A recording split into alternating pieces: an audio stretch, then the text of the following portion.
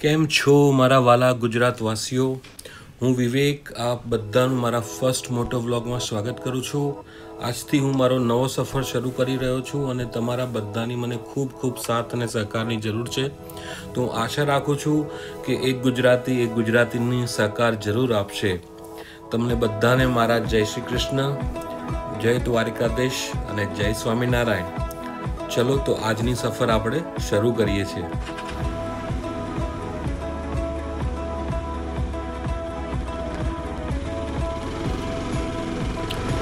Friends, આ મારો first મોટો વ્લોગ છે, એટલે બની શકે છે કે હું એટલું ફ્લુઅન્ટ બોલી ના શકું. થોડો નર્વસ બી છું.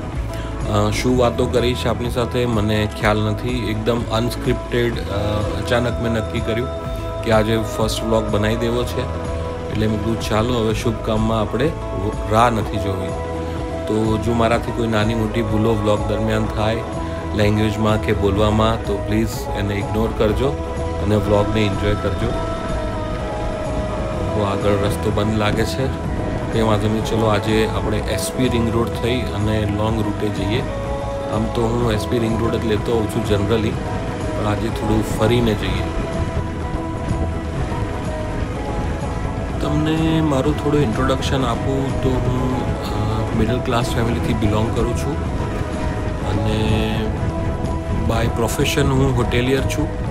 અને બાઇક રાઇડિંગ મારો પહેલેથી એક પેશન હતું. મને નવા બાઇક ચલાવવાનું, એના વિશે જાણવાનું અને બાઇક ઉપર રાઇડ કરી જગ્યાઓ એક્સપ્લોર કરવાનું બહુ ગમતું. પણ ક્યારેય વિચાર્યું નહોતું કે આવી રીતે મોટો વ્લોગ બનાવીશ. પણ ધીરે ઇન્ટરેસ્ટ વધતા હવે મને એવું લાગ્યું કે I think it's a right time કે હવે મારે મોટો વ્લોગ તરફ આગળ જવું જોઈએ. અને આપણી કમ્યુનિટી ઘણો સારો સપોર્ટ કરે છે.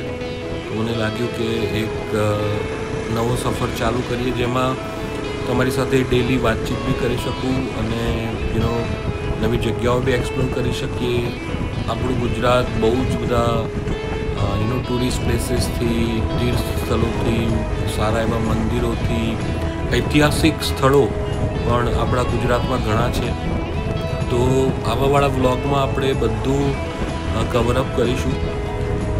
મારા આજના આ વ્લોગમાં હું જે આ બાઇક ચલાવી રહ્યો છું એના વિશે વાત કરું તો મારી પાસે આ યઝદી એડવેન્ચર બાઇક છે અને જસ્ટ મેં હમણાં જ ખરીદ્યું છે નવું. આની પહેલાં હું એક્સપલ્સ ચલાવતો હતો. બહુ સરસ બાઇક હતું હીરો તરફથી. યઝદી પણ સરસ છે. એની પાવર પરફોર્મન્સ ઘણું સારું છે કમ્પેર ટુ એક્સપલ્સ. 334cc એન્જિન છે યઝદીમાં. અને બાઇક ઉપર બી આપણે એક ડિટેલ ઓવરવ્યૂ વ્લોગ બનાવીશું. મને કમેન્ટ્સમાં લખજો જો તમારે એક્સપલ્સ અને યઝદી એડવેન્ચર વચ્ચેનું કમ્પેરિઝન જોવું હોય, યા તો ખાલી તમારે યઝદી એડવેન્ચર વિશે કોઈ રિવ્યૂ જોઈતો હોય. કારણ કે ઓલમોસ્ટ મેં યઝદીને અત્યારે 1600 કિલોમીટર સુધી ચલાવી લીધી છે. તો એની ફ્યુલ ઇકોનોમી, એનું performance, braking, power delivery, exhaust sound, મને સારો એવો એક્સપિરિયન્સ થઈ ગયો છે કે આ બાઇક કેવી રીતનું છે. તો જો તમે ઈચ્છતા હોવ કે એની પર બી હું વિડીયો બનાવું તો મને કમેન્ટ કરીને જરૂર કહેજો. દોસ્તો, અત્યારે આપણે એસપી રિંગ રોડ પર છીએ. અમદાવાદને સરાઉન્ડ કરતો આ રોડ છે. તમે જોશો તો આખા અમદાવાદને ચારે બાજુથી કવર કરતો આ એસપી રિંગ રોડ છે. અને આપણે નરોડાથી આગળ તરફ જઈ રહ્યા છીએ.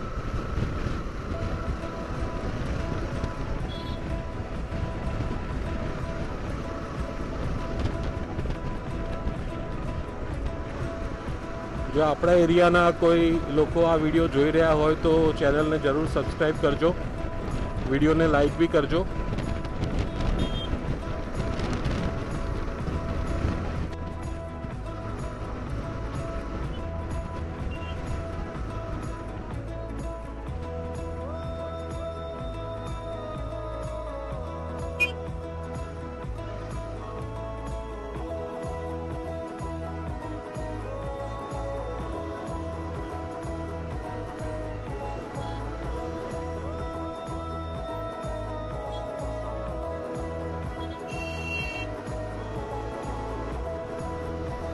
અમદાવાદનો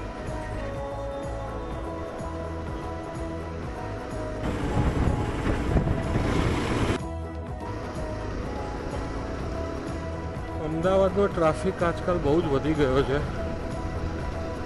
અને ઠેર ઠેર એક્સિડન્ટો બી બહુ જ થઈ રહ્યા છે. તો મારી તમને બધાને એક ખાસ વિનંતી છે કે તમે લોકો તમારી સેફટીનું પૂરું ધ્યાન રાખો. ખાસ કરીને તમે હેલ્મેટ અવશ્ય પહેરો, કારણ કે તમારી સાથે ઘણા બધા લોકોની જિંદગી જોડાયેલી હોય છે, તમે એકલા નથી. એટલે તમારી સેફટી એ એકદમ સુપ્રીમ હોવી જ જોઈએ.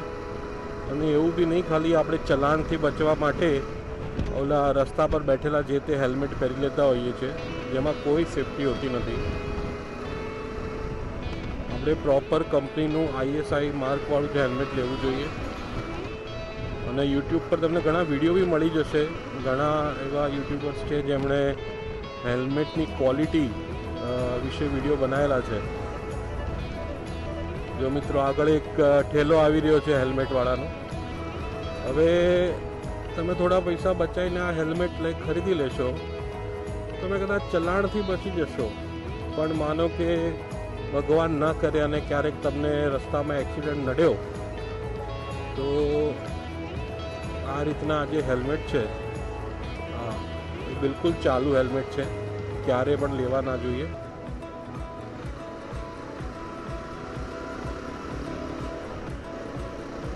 આ હેલ્મેટ તમને બિલકુલ સેફટી નહીં પ્રોવાઈડ કરે જો તમારે અનિચ્છનીય બનાવ ક્યારેક બની જાય તમારી સાથે. એટલે તમારી સેફટીનું પૂરું પાલન કરો. તમે રૂલ્સનું તો પાલન કરો જ કરો, પણ તમારી સેફટી તમારા હાથમાં જ છે.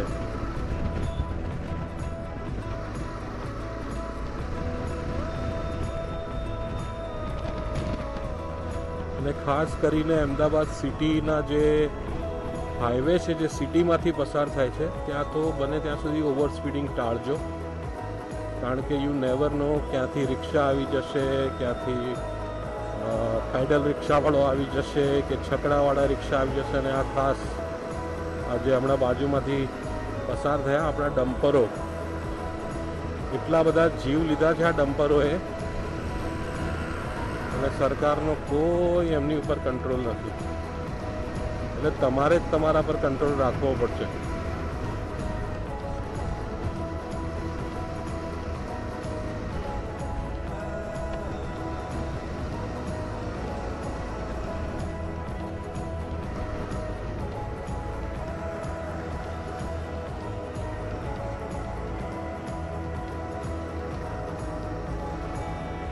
SP રિંગ રોડ ઉપર સૌથી વધારે તમને GIDC સરાઉન્ડેડ હોવાથી બહુ જ હેવી વ્હીકલ્સ જોવા મળશે. તો બને ત્યાં સુધી તમે અંદરનો રસ્તો લઈ શકો છો, પણ કાફી ટ્રાફિક હોય છે, ઘણો ટ્રાફિક હોય છે. એના લીધે હું પ્રિફર કરું છું કે હું SP રિંગ રોડ પરથી જ આવી જાઉં. મારો સમયનો બચાવ થાય છે. પણ હું ગાડી ઓવર સ્પીડ નથી કરતો. 60-65થી વધારે ભાગ્યે જ ચલાવું છું, સિવાય કે મને એવો કોઈ પેચ મળી જાય જે ખાલી હોય. જો બીજા બેઠા હેલ્મેટવાળા, આવો હેલ્મેટ ક્યારે લેવો નહીં ભાઈ.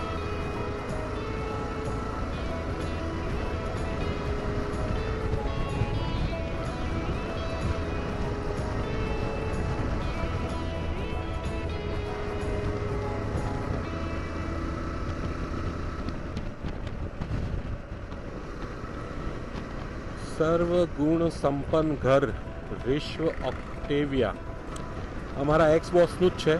બહુ સરસ કામકાજ છે એમનું.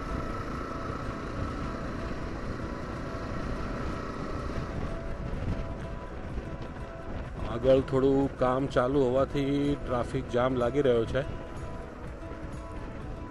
હવે ડ્યુટી અવર્સમાં અમદાવાદમાં આવા નાના મોટા જામ તો હવે લાઈક આમ વાત થઈ ગઈ છે. તમારે એમાંથી પસાર થવું જ રહ્યું.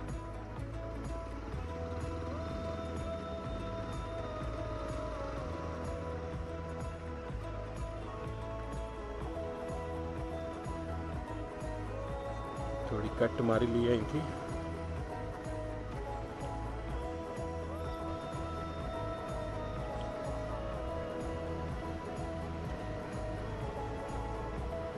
જોઈ લો સાહેબ,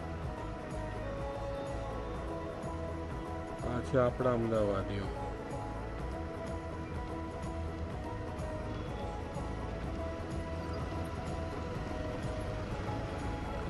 લોકો ગાડીઓમાં કેમ થૂકદાની નહીં રાખતા હોય? એવો તો એક કાયદો આવી જવો જોઈએ. શું કહેવું તમારું? એ પાન મસાલા ખાઓ, આપણે ખાવાના શોખીન છીએ, પણ એને થૂકવા માટે રસ્તાઓ તો યોગ્ય નથી ને. આટલી મોંઘી મોંઘી ગાડીઓ રાખી શકો છો, તો ગાડીઓમાં એક સરસ મજાની થૂકદાની રાખો.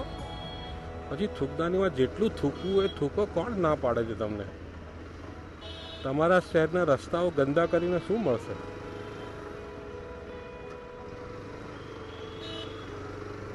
ચલો ઠેર, બધાની પોતપોતાની જિંદગી છે, પોતાના વિચારો છે. આપણે આપણા વિચારો કોઈની પર ઠોકી તો ના શકીએ.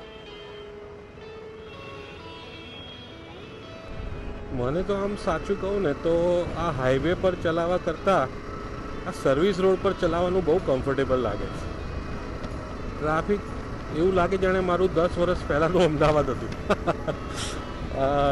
સર્વિસ રોડ પર ટ્રાફિક ઓછો હોય, બધા મેઇન રોડ પર ચલાવતા હોય અને પેરેલલ જ ચાલતો હોય છે. આ બાજુ એસપી રિંગ રોડ છે અને આ સર્વિસ રોડ છે.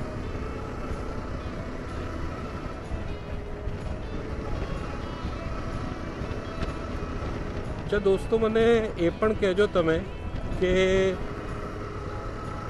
આ મોટો વ્લોગ હું ગુજરાતી લેંગ્વેજમાં જ કન્ટિન્યુ કરું કે પછી હિન્દી લેંગ્વેજમાં કરું. મારા ફ્રેન્ડ્સને એવું કહેવું છે કે હિન્દી લેંગ્વેજ કરીશ તો ઘણા લોકો સમજશે, પણ પછી મને એમ થાય કે જે માતૃભાષાની મજા છે ને એ હિન્દીમાં નહીં આવે. શું કહેવું તમારું? તમારું ઓપિનિયન મને જરૂર જણાવજો. એના બેઝ ઉપર હું આવાવાળા બધા જ વ્લોગની લેંગ્વેજ નક્કી કરીશ. એવું લાગશે તો આપણે મલ્ટિપલ લેંગ્વેજ મિક્સ કરીશું, લાઈક થોડા હિન્દી, થોડા ગુજરાતી, થોડા ઇંગ્લિશ. પણ તો બી જે ભાવ ગુજરાતીમાં આવે ને ભાઈ, એ ઇંગ્લિશમાં તો ના જ આવે.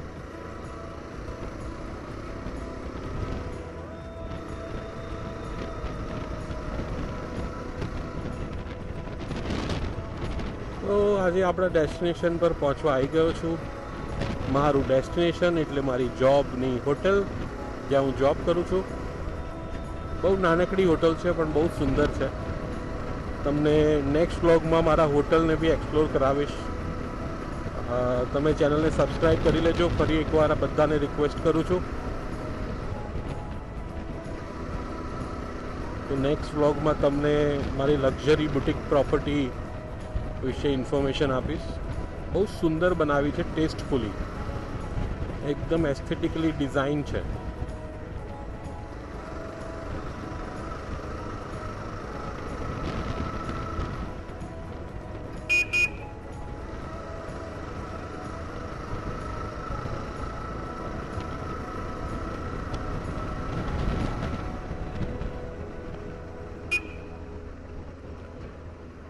આપણે આવી ગયા છે મોટેરા એરિયામાં.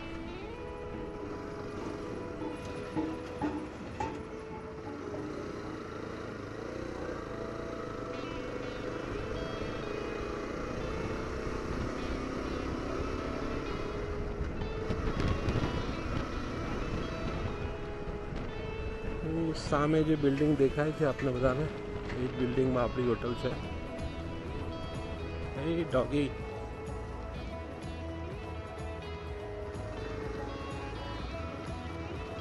ચલો મિત્રો, તો આજનો વ્લોગ અહીંયા જ એન્ડ કરું છું. તમારી બધા સાથે વાત કરીને મજા આવી અને આશા રાખું છું તમે બધા કમેન્ટ્સ પણ કરશો.